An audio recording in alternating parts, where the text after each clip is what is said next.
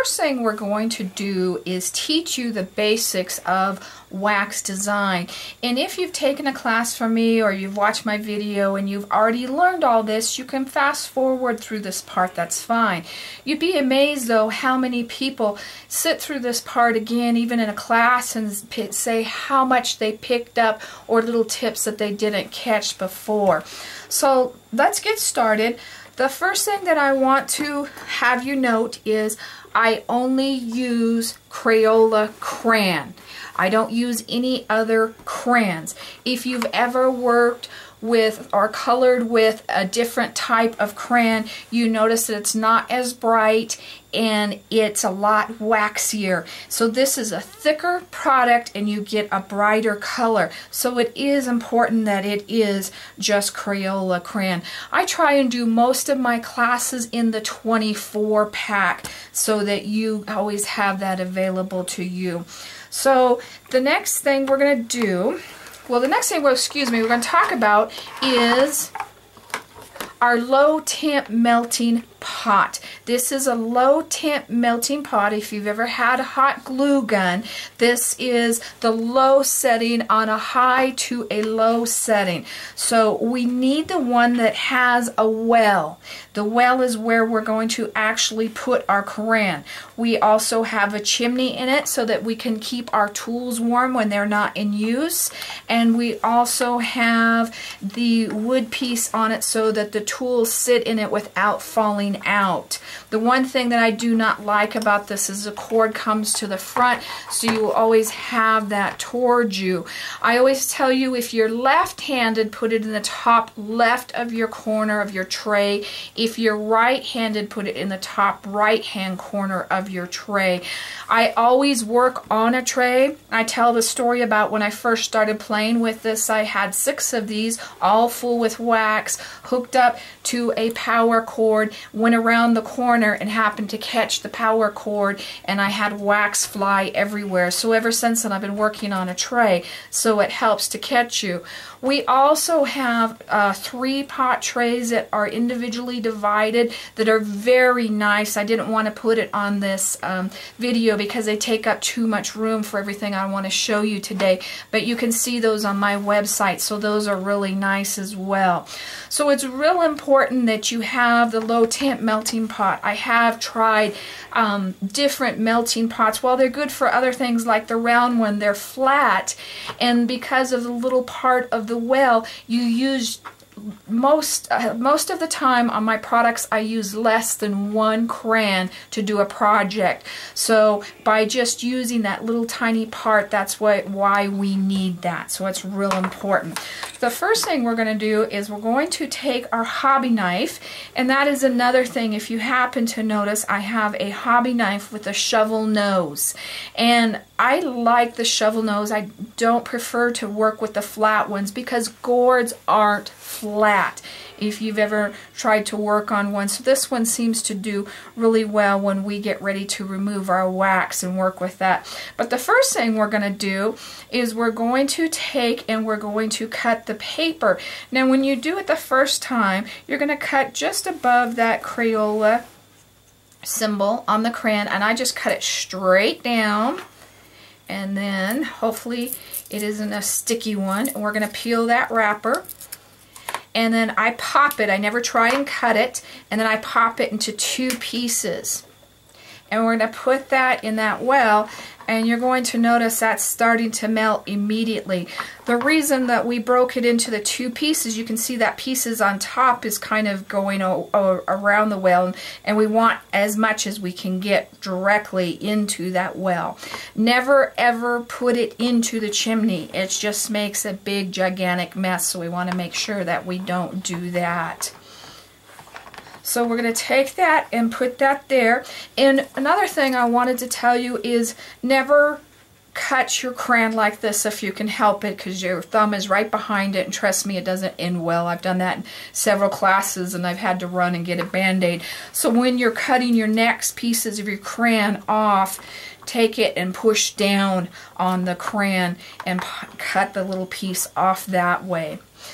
we want to keep the well full. Right now it's perfect. When we get about 3/4 or under, your strokes start to get smaller. So that's why we cut the little pieces and keep adding them into the well. So that's why it's really important to keep that full. We want to keep that full as we're working. The next thing that we're going to talk about are our wax design tools. And I'm showing you 3 of the 4 that I have in my set right now. And I have a number 0, which is a 2 to a 3 millimeter, a number 1, and a number 2 tool that I'm working with today. And these are much loved, as you can tell. And each of them has a different size ball on it, so they actually make 2 size strokes. In the tree class, I'm going to kind of let you see how far each one pulls and kind of let you pick which one you would like to use as you're working.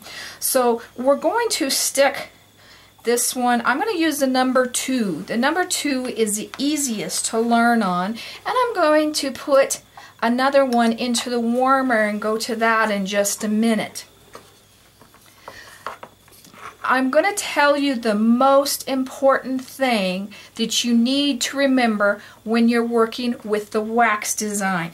It's really important and a lot of people forget it, so please make sure you're paying attention. You have to warm your tools. If you take a cold tool and dip it into your wax, it's going to look like that, and you can see it sticking, and you're going to say, what did I do wrong? So make sure that you warm the tool. It only takes about 15 seconds to set it directly in there, or keep it in your warmer as well. You don't have to have it into your warmer first. You can simply set it into your wax. Some people think they have to warm it up in the warmer. You don't. You can simply set it into your wax for about 15 seconds. It does take just a little bit longer in the winter, so just make sure that that's nice and warm. Now, when we were looking at the wax, the low temp melting pot, it has a slide on it down to the bottom of the base, and it's deeper down here at this very bottom. So it's real important that we go down to the deepest part of that, and if you have one, you can look at that so you can see where the deepest part of the well is. We always want to go to the deepest part of the well, and I always tell people to touch the bottom. Don't come out the sides, because that actually takes wax off. So it's real important not to come up the sides or anything like that. When I have a class or you're practicing, I always tell them to use the crayon colors that you don't use a lot for other projects. So practice with your colors that you don't like as well, or they're starting to build up. So that's why I have like an orange and a purple, because I don't use those as much in my classes. The next thing I really want people to pay attention to is when they lift it, people get nervous and they'll go back and forth and not realizing that they're not touching the bottom again, and that takes wax off of their tool as well. So you want to make sure you're going all the way to the bottom and touch it. The next thing that we do, we don't even realize we do. So while you're first starting this, I want you to sit there and watch yourself. You take it and you knock that drip off. It's a natural instinct in us that we want to knock that drip off. So really watch yourself. Another thing that a lot of people do is they'll not know where they want to go on their gourd, and they'll sit there and hold it as well, so it's cooling off, or be talking to their friends. I always say you either need to be in the well, putting on your stroke, and then returning to your well. Never have your tool out where it is cooling off. But once you start working and you have that down, you don't need to warm it each time. It stays warm. So we're going to go all the way to the bottom, and what I do is I touch it and I pull it straight out. Now see how I've really got my hand to the side of that, and I'm putting that there and I'm pulling it. So set your hand, rest your hand on the gourd so that you have control of that stroke. And I'm going to change colors here. For one reason, I want the darker color to show up a little bit more, but I also want to show you how to change your color out as well. To clean your tool, you simply just take it while it's warm. It's much easier, and just wipe it like that in your paper towel. But we're going to take a cotton ball, and we're going to divide this cotton ball into half. And slowly, don't put your finger in there, it's hot, and I like using my number 0 tool because it's the smallest and I can get into the corners with it. We're going to slowly push this in. If you go too fast, it comes up over the sides and it starts to make a bigger mess, and you're going to be amazed how easy this is to clean. And remember, we've only used one cotton ball. This is the other half that we're finishing cleaning this with. The more you keep this in a ball, the easier it is to push around. So we've cleaned that out, and we're going to put in the purple color, remember, just above the Crayola sign, and slit that paper down and pop it 2 pieces right into the well. Alright, you're going to see how fast that starts to melt. And then we're still working with our number 2 tool. We're going to give that, if you've just started your color for the first time, please make sure that it melts all the way first before you use it. But if you're reloading a color like it is now, you don't have to wait for the whole thing. You can just keep on working. But we're going to go back to where we left off about setting your hand down on your gourd. And it's easier with a gourd than it is just a piece like this. A lot of times I will be setting it down and I will hold it with my hand. You also can practice on paper, but never throw any part of your gourd away. There's always something you can be doing it, whether it's practice pieces or even old gourds that won't work for anything else that have a bad side to them or caved in. You might be able to practice on one side of them. So there's a lot of things that you can do. So we're going to set that down and we're going to lay it to the side and we're going to pull it. And we're always pulling it towards us. If you're a painter, you always pull it towards you, never away from you. It's much harder to do it that way. And I've warmed my tool for about 15 seconds, and we're going to go. We're going to lay our hand down and we're going to pull that stroke. Now if you see, I don't pick my hand up. I let the color run out. Now I wanted to, this stroke is perfect. See on the sides where it's not quite as smooth as this first one?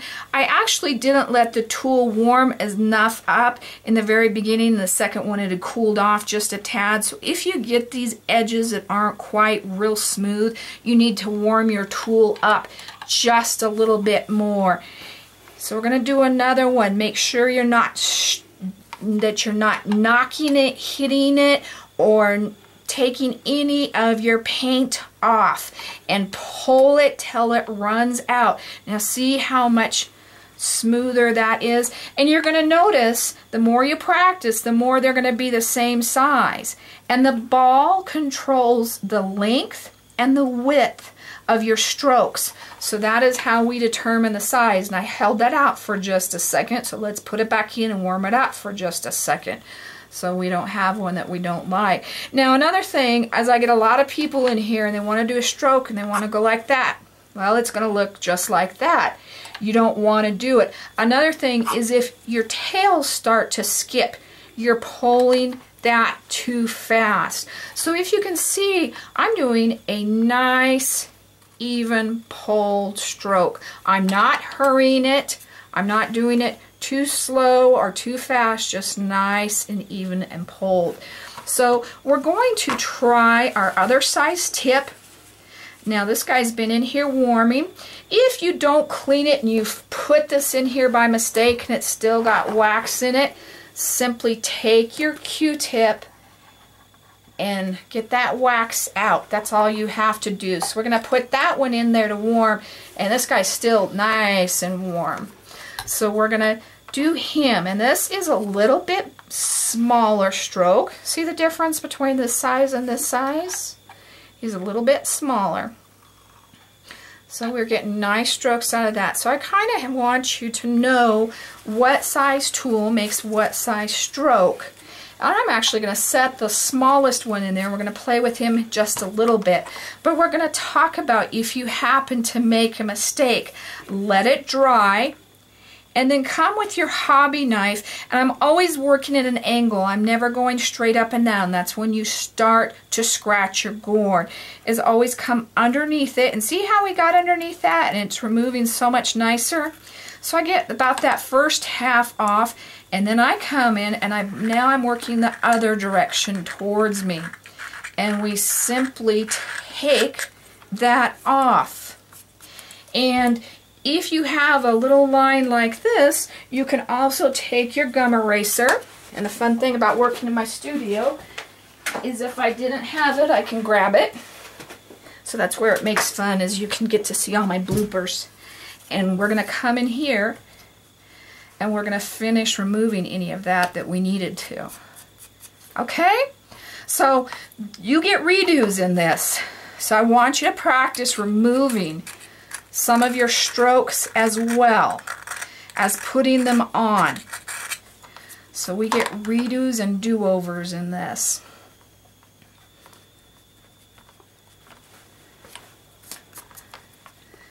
And that's what's so great about this wax design, is we know we're never perfect. So, okay. Now I've warmed this little guy up, so we're going to try to do him all the way to the bottom at the top, all the way down. See, he is smaller. Okay? So he's making wonderful little lines. And don't think about just straight lines. Floor to lead. There's all kinds of fun things. I actually hit a bump in my gourd here, but you can go with it. You cannot go over this part of your gourd because it's wax and it's already drying. It's not going to look good, but you can bump up next to it. You can bring it in beside it and go across, especially its tail. And because there's not as much wax down here, you can get away with going on that part. So you never want to try. I have a lot of people that when they're doing my classes want to put the stroke on and they want to come back in and mess with it. Now see how that's starting to look really bad? This is already drying. It's amazing how fast a stroke dries on you. Let me show you an example.